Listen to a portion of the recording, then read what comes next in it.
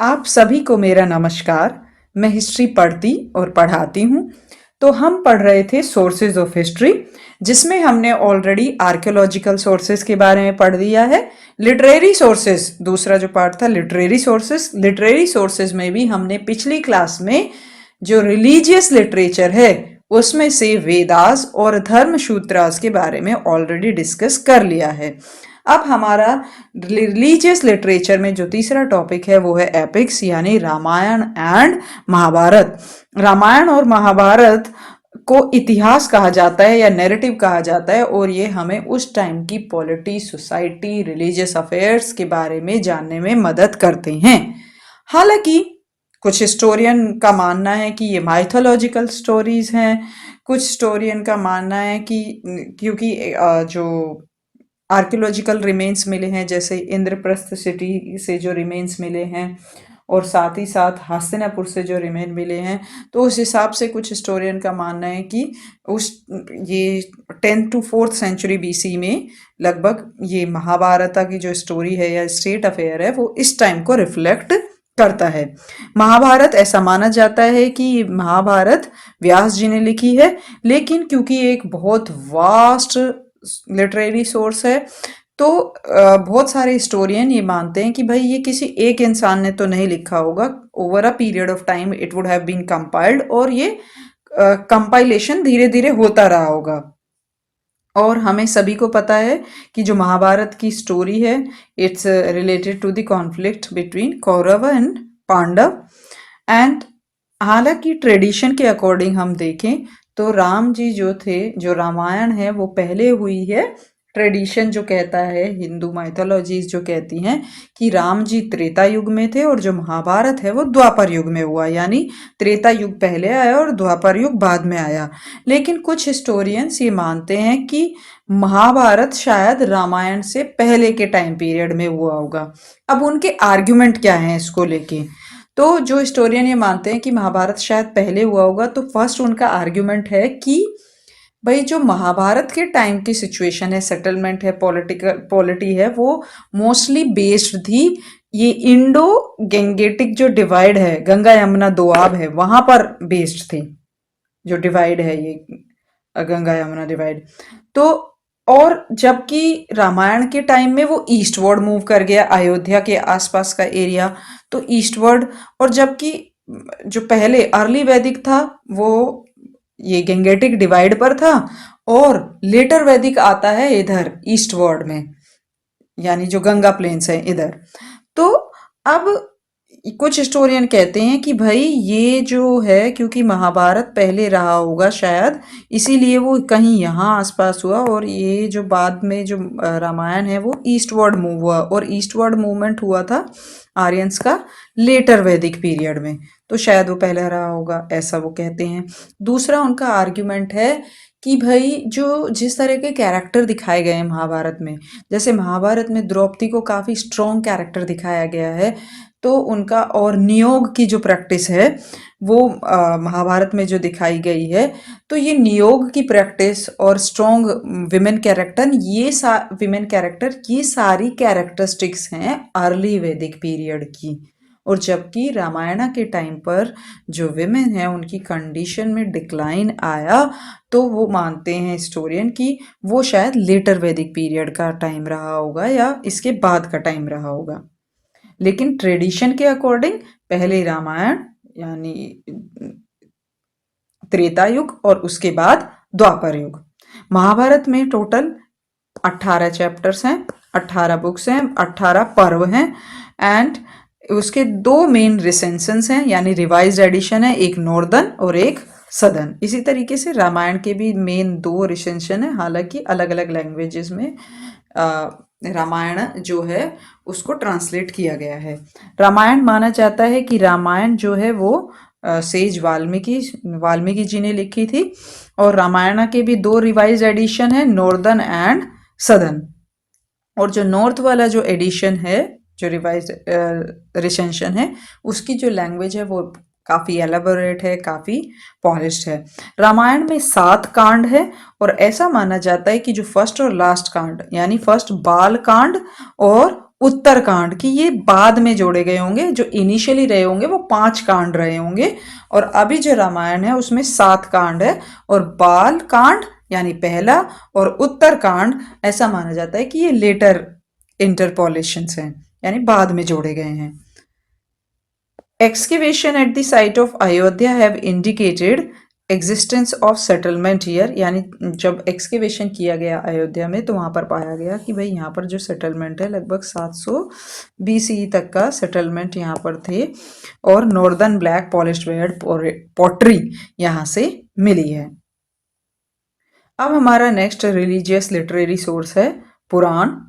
तो पुराण जो हैं वो भी जनरली पुराण्स जो हैं गुप्ता और पोस्ट गुप्ता एरा में कंपाइल किए गए, हालांकि ये जो टेक्स्ट हैं these are also attributed to Vyasa, और 18 महापुराण हैं और इनके बहुत सारे उपपुराण हैं, और जो मेन हैं वो 18 हैं जो महापुराण हैं। जो पुराण हैं बेसिकली वो इन 5 सब्जेक्ट मैटर में डील करते हैं। ये ज़्यादातर जो पुराण हैं इन सारी चीज़ों को डिस्कस करते हैं, जैसे सर्गा। सर्गा means creation of the world, world की क्रिएशन कैसे हुई इससे रिलेटेड। फिर रिक्रिएशन कैसे हुई। मानवावतार means period of various Manu. वंशा मीन्स जेनेलॉजी ऑफ किंग, जो किंग हुए इन एरिया में जिन्होंने रूल किया उनकी जेनेलॉजी के बारे में डिस्कस करता है वंशा। और वंशानुचरिता, जो कोई इंपॉर्टेंट किंग हुए उनकी लाइफ के बारे में डिस्कशन वंशानुचरिता। तो ये 5 जो हैं सब्जेक्ट मैटर हैं पुराणास के, इनके चारों ओर ज़्यादातर पुराण्स लिखे गए हैं। Later on description of the इतिहास, बाद में इन्होंने जो सेक्रेड प्लेसेस हैं उनके बारे में, रिलीजियस इंपॉर्टेंस के से रिलेटेड जो इश्यूज हैं उनके बारे में भी कई सारे पुराण, ये सब्जेक्ट मैटर भी पुराण्स में इंक्लूड किया गया। और पुराण्स इम्पॉर्टेंट है हमारे लिए, स्पेशली पॉलिटिकल हिस्ट्री के लिए, क्योंकि कई सारे ऐसे रूलर हैं जैसे नागास के बारे में स्पेशली हमें पुराना से पता चलता है, तो जिसकी एक्सक्लूसिव इन्फॉर्मेशन हमें पुराना से मिलती है, और ये हमें हेल्प करते हैं। जो आर्कियोलॉजी से हमें चीज़ें मिली है, मान लीजिए कोई इंस्क्रिप्शन मिला है उसको भी चेक करने के लिए, क्रॉस चेक करने के लिए।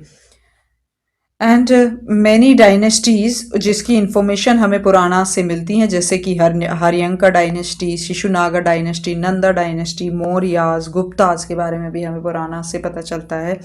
तो कई सारे डायनेस्टीज के बारे में, उनकी पॉलिटिकल कंडीशन के बारे में, स्पेशली जेनेलॉजी के बारे में हमें पुराण से पता चलता है। ज्यादातर पुराण लिखे गए गुप्तास के टाइम पे या पोस्ट गुप्ता के टाइम पर ज्यादातर पुराण का कंपाइलेशन हो गया था, लेकिन कुछ ऐसे पुराण भी हैं जो बाद तक लिखे गए, जैसे कि भगवत पुराण और स्कंद पुराण। भगवत पुराण लिखा गया 10th सेंचुरी में और स्कंद पुराण लिखा गया 14th सेंचुरी में। और जैसे मैं आपको एक एग्जाम्पल बताती हूँ कैसे ये पॉलिटिकल हिस्ट्री के बारे में बताते हैं, तो मत्स्य पुराण और वायु पुराण में कहानी दी गई है निचक्षु के बारे में। निचक्षु जो था, जब महाभारत का युद्ध हुआ तो उसमें पांडव जीत गए। पांडव जब जीत गए तो परीक्षित राजा बने। परीक्षित जो थे वो अर्जुन के पोते थे।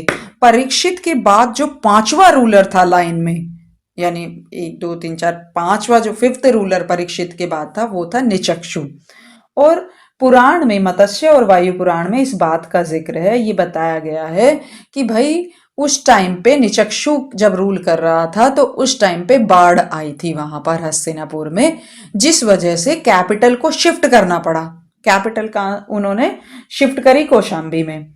तो ये हम जब हस्तिनापुर का एक्सकेवेशन किया गया तो उसमें भी ये पाया गया कि बाढ़ आई थी, और बाढ़ के कारण बहुत सालों तक, over a period of time, ये जो साइट थी वो डेजर्टेड थी, यानी इनहेबिटेड नहीं थी।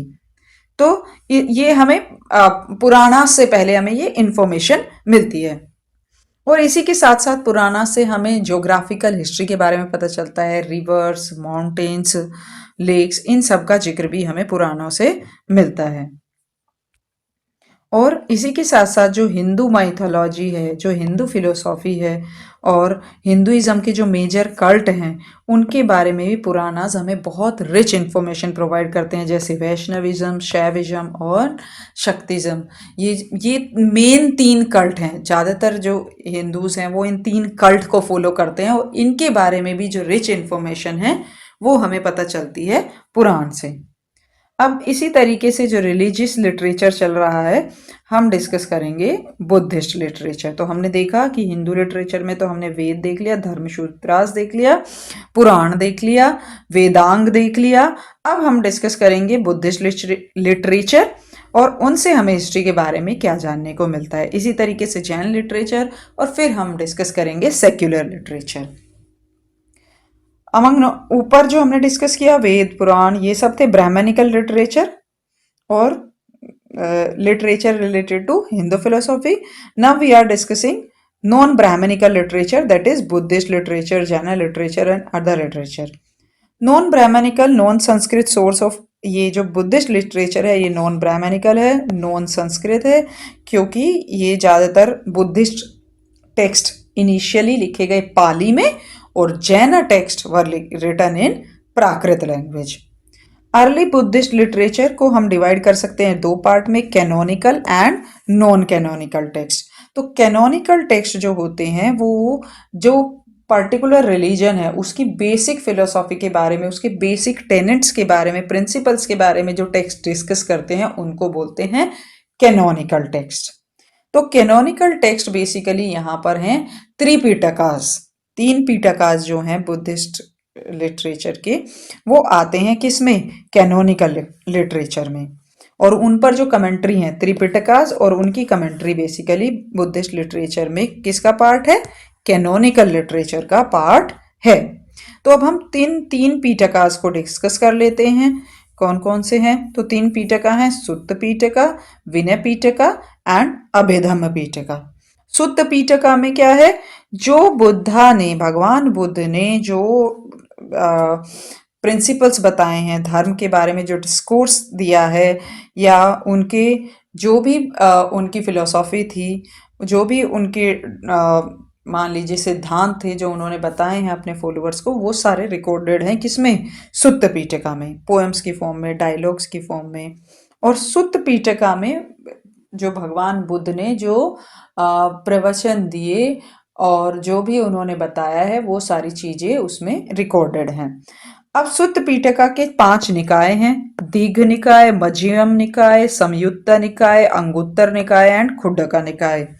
अब ये 5 निकायों में से खुड्डक जो निकाय है उस खुड्डक निकाय में आता है थेरी गाथा, थेरा गाथा एंड जातका। ये भी कलेक्शन है वही भगवान बुद्ध के जो भी उन्होंने संदेश दिए हैं, जो भी उनकी टीचिंग्स हैं स्पेशली, उनका ये कलेक्शन है। और खुड्डक निकाय का पार्ट है थेरा गाथा, थेरी गाथा और जातक स्टोरीज। तो थेरा गाथा क्या है, थेरा गाथा वर्सेस ऑफ एल्डर मोंक्स, यानी जो मोंक्स थे उनकी जो पोएम्स हैं, उनके जो वर्सेस हैं उनका कलेक्शन है। और थेरी गाथा जो नन्स हैं उनके जो वर्सेस हैं उसका कलेक्शन है थेरी गाथा।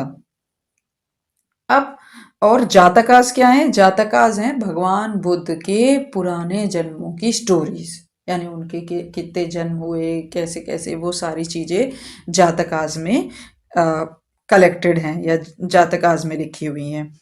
अब ये इसमें लगभग 550 से भी ज़्यादा पुराने भगवान बुद्ध के जो अलग अलग रूप में जन्म हुए उस तरह की स्टोरीज जातकास में हैं। थेरा गाथा और थेरी गाथा बहुत इंपॉर्टेंट है क्योंकि ये जो मेंबर्स थे मॉन्क्स और नन्स, तो संघ के जो मेंबर थे उनके सारे वर्सेस का कलेक्शन है।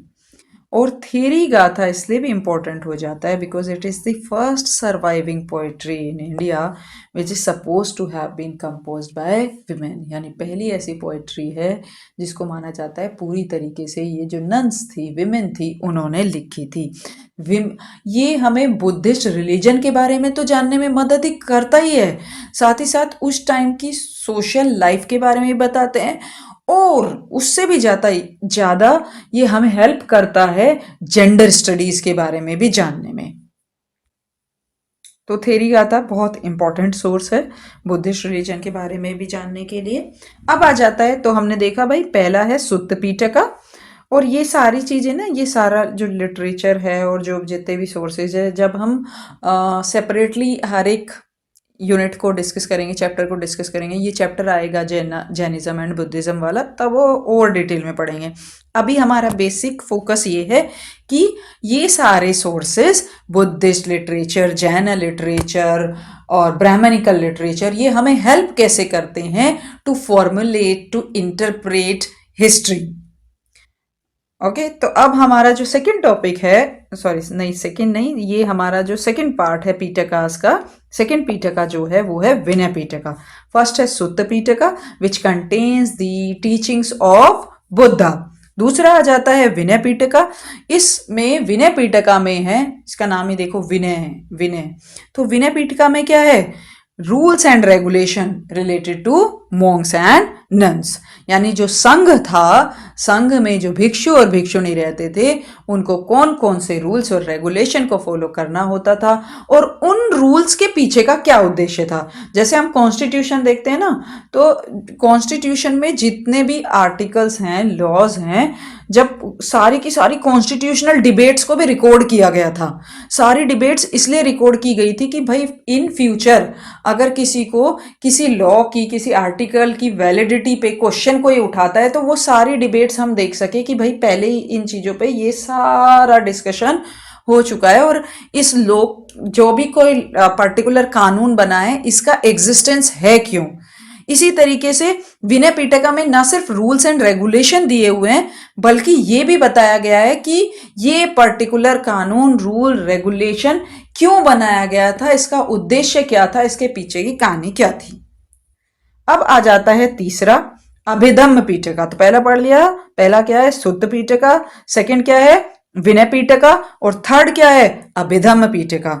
अभिधम्म पीटका में वो बुद्धिस्ट फिलोसॉफी है, और साथ ही साथ हमने देखा ना जो टीचिंग्स हैं भगवान बुद्ध की सुत्त पीटका में, बुद्धिस्ट फिलोसॉफी है, उन पर कमेंट्री है और क्वेश्चन एंड आंसर की फॉर्म में उनको समझाया गया है। जो बुद्धिस्ट टीचिंग्स हैं, जो बुद्धिस्ट डिस्कोर्स है, उसको क्वेश्चन आंसर की फॉर्म में, समरीज की फॉर्म में समझाया गया है अभिधम्म पीटका में।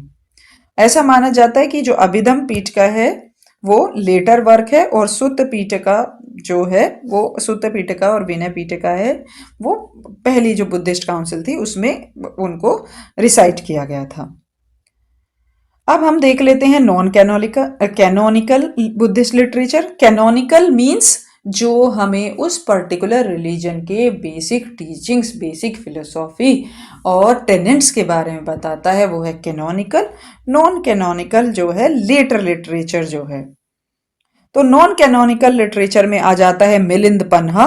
मिलिंद पन्हा किसने लिखी थी, मिलिंद पन्हा जो है ये एक क्वेश्चन एंड आंसर की फॉर्म में है, जो कि इंडो ग्रीक रूलर मिनांडर और बुद्धिस्ट मोंक नागसेना के बीच की वार्तालाप है। नागसेना, यहाँ पर मिनांडर जो है क्वेश्चन पूछते हैं आपने, जो भी उनके डाउट्स हैं, क्वेश्चंस हैं, और नागसेना उनके क्वेश्चन के आंसर देते हैं, और उसके थ्रू वे बुद्धिस्ट फिलोसॉफी को समझाने की कोशिश करते हैं। इसी तरीके से नेटी पकराना, ये भी सेम पीरियड से बिलोंग करता है, और ये भी बुद्धा की टीचिंग के बारे में, भगवान बुद्ध की टीचिंग के बारे में बताते हैं। निदान कथा जो 1st सेंचुरी CE की एक बुक है, वो भी बुद्धिज्म के बारे में बताते हैं। इसी तरह सिन्हेलीज क्रॉनिकल्स यानी श्रीलंकन क्रॉनिकल, महावंशा, दीपवंशा, दिव्यवदाना, ये ना सिर्फ भगवान बुद्ध के एनलाइटनमेंट, उनकी लाइफ, उनकी स्टोरी, उनकी फिलोसॉफी के बारे में बताते हैं, इसके साथ साथ ये हमें मौर्यास के बारे में बताते हैं। इसके साथ साथ ये हमें उस टाइम पीरियड की पॉलिटी के बारे में बताते हैं, सोसाइटी के बारे में बताते हैं।